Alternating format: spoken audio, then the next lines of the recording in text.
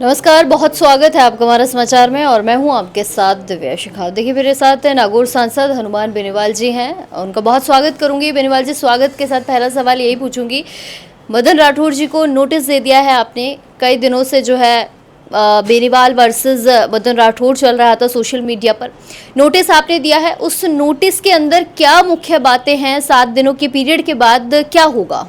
देखिए, ये legal notice है जिसके अंदर उन्होंने मेरे सामाजिक बहिष्कार की जो बात मीडिया को कही, लोगों को उकसाया कि हनुमान बेनीवाल का सामाजिक बहिष्कार करो। एक तरीके से ये अपराध की श्रेणी के अंदर ये अपराध है और संविधान हमें सबको समानता देता है। और राज्यसभा के मेंबर है, पार्टी के प्रदेश अध्यक्ष है जो सत्तारूढ़ दल है, और इस तरह उन्होंने मेरे पर अंदर आरोप लगाए कि हनुमान ने मुझे मराने की साजिश करी, ये करी वो करी, जबकि मैंने जो विरोध कराया था वो बच्चों ने पानी, बिजली और कानून व्यवस्था को लेकर कुचामन में विरोध कराया था। और विरोध कोई नई बात नहीं है, लोकतांत्रिक व्यवस्था में विरोध बीजेपी के लोग भी करते हैं, कांग्रेस करते हैं, आरएलपी भी करती है, लेकिन टारगेट करके इस तरह की बात कहना, बौखला गई है सरकार। जब साधु संत मेरे साथ निकल पड़े, मेरे पे भरोसा जता दिया, जब गौ सेवक निकल पड़े तो इनको लग रहा है गाय साधु संत भी चले जाएंगे, तो हनुमान जी बहुत ताकतवर हो रहे हैं, इसलिए बौखलाहट के अंदर उन्होंने गलत बयानबाजी की। उसका लीगल नोटिस हमारे सुप्रीम कोर्ट के लॉयर सामने दिलाया मदन जी को कि आप अब माफ़ीनामा दें, और आपने जो सामाजिक बहिष्कार, लोगों को भड़काने का, अराजकता का माहौल पैदा किया राजस्थान के अंदर, तो आपके खिलाफ हम आपराधिक मुकदमा दर्ज कराएंगे। अगर नोटिस के जवाब से हम सेटिस्फाई नहीं, नोटिस हमने दे दिया। एक नोटिस आपने दिया है, आप यहाँ रह रहे हैं इस बंगले में, ये बंगला भी तो जा सकता है सर, नोटिस आपको भी तो दिया जा सकता है। नोटिस दे तो रखा था मुझे, स्टे से बैठा हूँ मैं, तो स्टे से बैठा हूँ। मेरी पार्टी राज्य स्तरीय पार्टी है, ये मेरे भाई के नाम से, और वो पोखरा जी दोनों विधायक जो थे, इनका जो लीगल किराया बनता है वो हम सरकार को जमा कराएंगे। और ये हाई कोर्ट के अंदर जिस एमएलए फ्लैट में रहता था, और हाई कोर्ट ने 24 अगस्त तक का नोटिस दिया है कि भाई किराए के साथ इनको ये रह सकते हैं। बहुत से विधायक और मंत्री है जो दूसरे नामों से रह रहे हैं। हमें पार्टी कार्यालय अगर राजस्थान की सरकार आज अलॉट करती है तो इन मकान का मुझे क्या करना? कोई रहता है? मेरी फैमिली तो रहती नहीं, आने जाने वाली जनता रहती है। और ये पूरी जो ज़मीन है वक्फ की, इस पूरी ज़मीन पर ही कानूनी कार्रवाई चल रही, स्टे पूरी ज़मीन पर ही। तो मुझे पिछली बार भी परेशान करने के इन्होंने डाला था, ये प्रयास अपना कर रहे हैं, और मैं मेरी कानूनी लड़ाई लड़ रहा हूँ। मैं कोई कब्जा करके नहीं बैठा, किराएदार हूँ मैं इनका, सरकार का, मैं किराया दे रहा हूँ सरकार। सुरक्षा की बात पर आ जाते हैं सर। सुरक्षा जो है अब आपके पास नहीं रही है, मात्र एक व्यक्ति है, आप पर भी तो हमला हो सकता है, आपको भी तो कुछ हो सकता है। देखेंगे जब होगा जब देखेंगे। अभी इतना चिंतित, अगर सारा देश पर ये हज़ारों बच्चे जो घूम रहे हैं, रोज़ धमकियाँ मिल रही, कौन सुरक्षित है बताओ मुझे? जिस तरह के हालात इंडिया में, राजस्थान में बन रहे हैं, हमें 4 सुरक्षा दे के क्या कर लोग? आम आदमी कैसे सुरक्षित हो? ऐसा राजस्थान हम चाहते हैं कि आम आदमी सुरक्षित हो। और हम अगर सुरक्षा के घेरे में आ गए, हम सुरक्षा के लिए अगर सरकार के आगे हाथ फैलाएं, तो फिर हम नेता नहीं हैं, फिर तो वो लोग हो गए जो बंगले और सुरक्षा और गाड़ी घोड़ों के लिए गवर्नमेंट के पीछे भेजो। हम तो सत्ता छोड़ के सड़कों पर आए। सुरक्षा मैंने मांगी भी नहीं थी, अपने आप दी, उन्होंने हटा दी। एक पीएसओ मेरा है जिसको शायद आजकल मैं इसको भी रवाना करूँगा, मैं नहीं रखूँगा सुरक्षा। हाँ। अच्छा बेनीवाल जी, एक सवाल पूछूंगी कि बहुत सारे नौजवान हैं राजस्थान में जो आपकी एक झलक पाने के लिए भी पता नहीं कितने मीलों चलकर आ जाते हैं, देखने के लिए चलकर आ जाते हैं। कई नौजवान ऐसे हैं जो पढ़ रहे हैं, कॉलेज में जाते हैं, उन पर केस किए जा रहे हैं, उनको मुकदमों में फंसाया जा रहा है। तो क्या बीजेपी षड्यंत्र के तहत जो है इन बच्चों का भविष्य खराब कर रही है? बीजेपी ये चाहती है कि कोई भी जिंदा दिल व्यक्ति या जिंदा नेता आगे नहीं बढ़े, उसको मारो, चाहे किसी भी जाति का, उसको वहीं ख़त्म करो। वो अगर आगे आएगा तो हमसे हिसाब किताब पूछेगा। घोटालेबाज, गपलेबाज, कांग्रेस भाजपा मिलकर राजस्थान को लूट रहे हैं। देश में हालत देखो आपकी क्या है। 3 दिन आंदोलन, चौथे दिन उन्हीं के साथ बैठे हैं। आप ये बताएं कि राहुल गांधी को जिन जिन लोगों ने जलील किया भारतीय जनता पार्टी के, उनके खिलाफ राहुल गांधी भाषण देने नहीं गया, उनको हराने नहीं गया। इससे ज़्यादा क्या हो सकता बताओ मुझे? कोटा में ओम बिरला ने मकान खाली कराया राहुल गांधी का, और राहुल गांधी कोटा प्रचार करने नहीं गया। इससे आप अंदाज लगा सकते हो कि कांग्रेस और भारतीय जनता पार्टी कैसे मिले हुए हैं।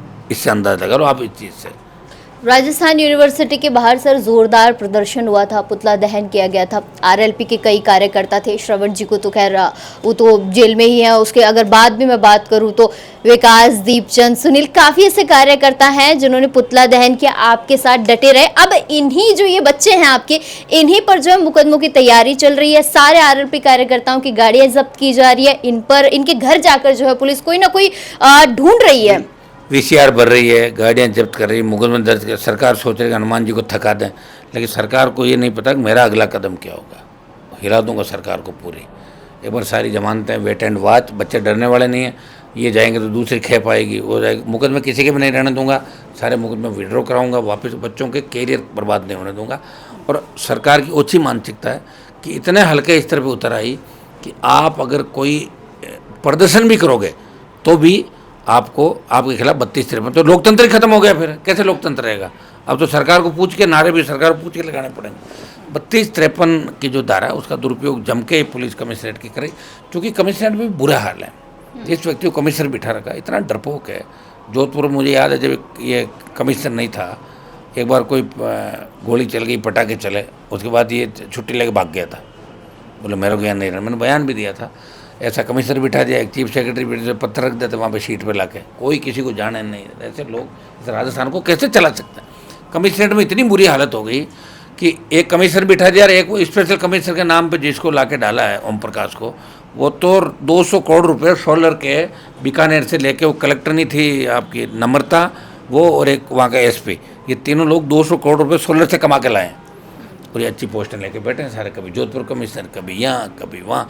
तो सारा भारी भ्रष्टाचार राजस्थान के अंदर हो रहा है। कुछ लोग दिल्ली वाले पोस्टिंग करा देते हैं, कुछ इनके सहयोगी दल वाले करा देते हैं, कोई यहाँ सुनने वाला नहीं। डीजी कुछ काम करना चाहते हैं, लेकिन मुझे लगता नहीं कि डीजी के यहाँ चल रही राजस्थान। सर, क्राइम रेशियो का जिक्र होता है तो कई बार हम सुनते हैं कि राजस्थान जो है अव्वल दर्जे पर आ गया, नंबर 1 पर आ गया। मनोहरपुर की बात करती हूँ, 2 दिन पहले एक व्यक्ति की गला काटकर हत्या कर दी जाती है। फिर हम अगर कोटपुतली साइड चले तो कुजोता में फायरिंग होती है, पुलिस प्रशासन कहता है कि फायरिंग हुई ही नहीं, दर्जनों भर लोग घायल हो गए। आप वहाँ पहुँचे, क्या कहेंगे, क्राइम की क्या स्थिति है राजस्थान की? अपराधी, बिल्कुल अपराधियों का हौसला इतना बढ़ गया, वो चाहे जहाँ जाके चाहे जो कर सके, उनको मज़ा आता है। रील बनते हैं और वो सोचते हैं अपराध की दुनिया में हमारा नाम हुआ।